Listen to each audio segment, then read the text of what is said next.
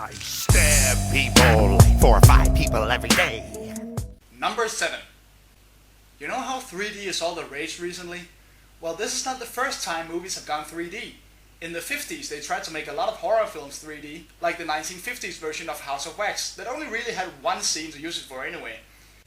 The second time they tried this was in the 80s, and now suddenly a bunch of franchises wanted their movies to be in 3D. Jaws, Nightmare on Elm Street 6, and Friday the 13th Part 3. And this is where the fun really comes in. Part 3 of the Friday series has a lot of stuff going for it, like a couple of pretty fun kills, but despite that, it's actually kind of dull. It does finally cement the image of Jason that we all know and love by finally giving him that hockey mask, and that makes it epic. But it's not quite as scary as the second movie, and it's not quite as brutal and awesome as the fourth. However, it's still a lot of fun to watch, particularly for this scene.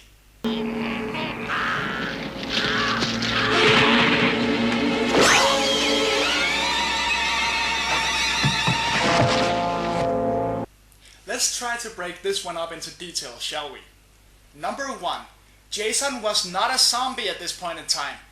He had not died and come back to life, which means he was a human, albeit a very big and strong human. However, I don't care how much you press, you can't press someone's head and make their eye fly out. Second of all, just look at how fake it looks. It's only on screen for like a second, but you can clearly see it does not at all look even remotely real. They wouldn't accept this special effect in a funhouse in a traveling carnival. I mean, come on, that looks like it belongs in a Tex Avery cartoon. Red Hot Riding Hood!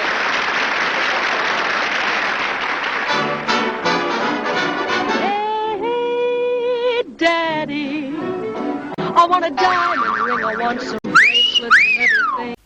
I mean, imagine this. You're sitting in the theater with your 3D glasses on back in the 80s. You're excited as all hell because you're gonna be watching machetes flying in your face and blood squirting all over the place. And this is the money shot. A cotton ball on a steel wire dangling around your face. Holy shit, what a ripoff! And how the audience must have laughed. Friday the 13th, Part 3. It's keeping an eye on you. Diamond ring, I want some. I stab people like 4 or 5 people every day. Number 6. Evil laugh? Hoo boy. This one is pretty bad. It kind of tries to be self-aware and throw in a few jokes about the genre, but it's just another by-the-numbers slasher and not a very good one at that. And the killer looks ridiculous. He's wearing an ugly wrestling mask that not even the poorest luchador in the world would be caught dead wearing. Plus he's sporting a pair of rubber gloves that look like he stole them from Dexter's mom. And as for the title, it's half right. There's definitely a laugh in this movie, but evil? Just listen to it yourself.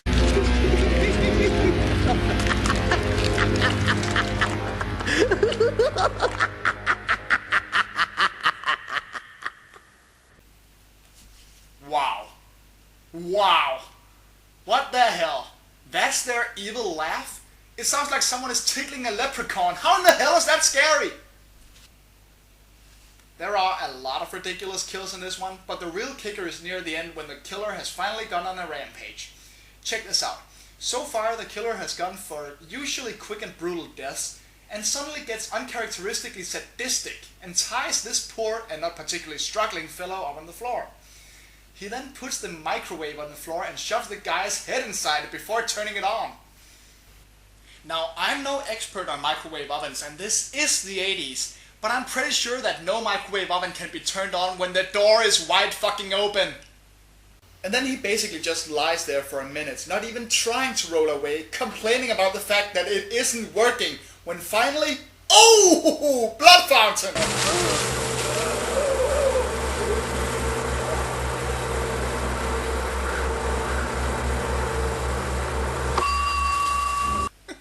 There are just so many things wrong with that. The only way that could be more ridiculous was if his head exploded like in Scanners. Now granted, this is supposed to be a spoof and kind of silly and so forth, but this? No, you don't get away with that.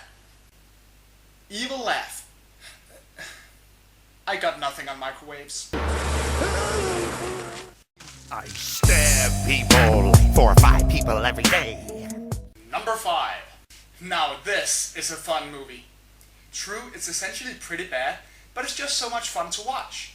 Now, I believe that any idea can work if you treat it right, and a killer leprechaun taking people out because he wants his gold back is a great idea, and it could potentially have been genuinely scary no matter how stupid it sounds.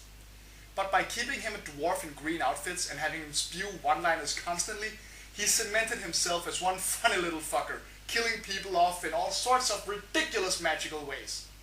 Of course, being played by Warwick Davis kind of helps. And you can really tell the guy's having fun in this role. He's so manic, running around giggling gleefully, and it just gives the character so much charisma. There is a reason this fellow got 5 sequels. He's just a riot to watch. And now that we're name dropping, this is also the first film appearance of one Jennifer Aniston, playing a wonderful 24-year-old teenage daughter. She's just hilarious in this, without even trying to be. She's the vainest bitch you'll ever see. Hates the place she's moved to, but the second she sees a beefy guy, she suddenly loves it. Now, with 6 movies to choose from, it can be hard to pick the funniest kill. But I would say it goes to this one from the first movie. A kid and a large, slightly mentally challenged fellow have found the leprechaun's gold and takes one of the coins to a pawn shop to get it evaluated. Of course, the leprechaun wants his coin back and attacks the guy in the shop.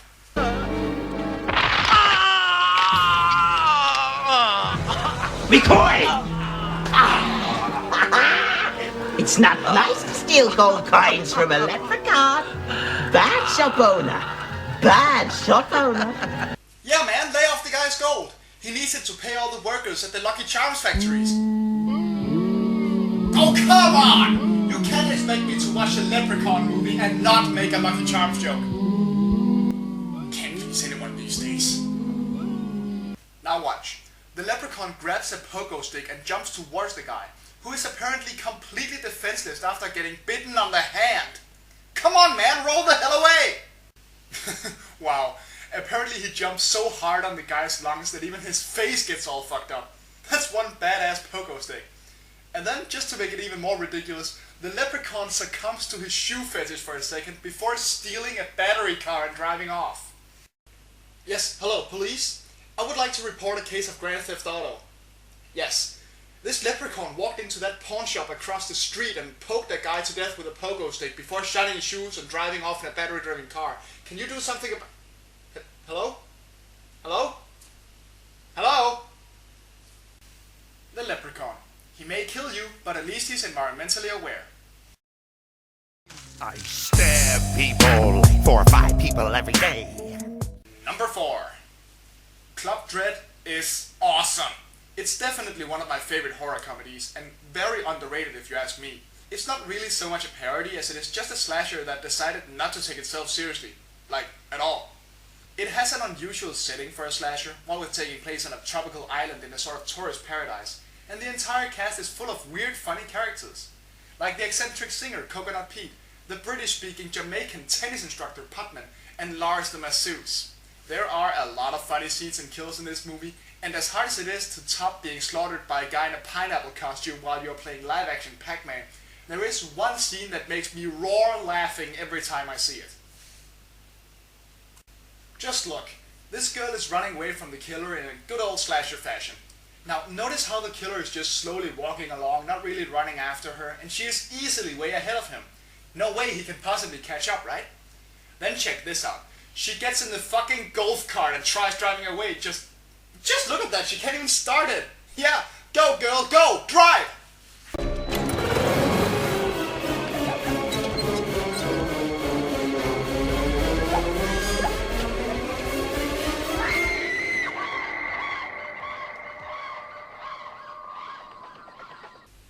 Now I know what you're going to say. That was off screen, we didn't see anything. Well, if you ask me, you saw more than enough.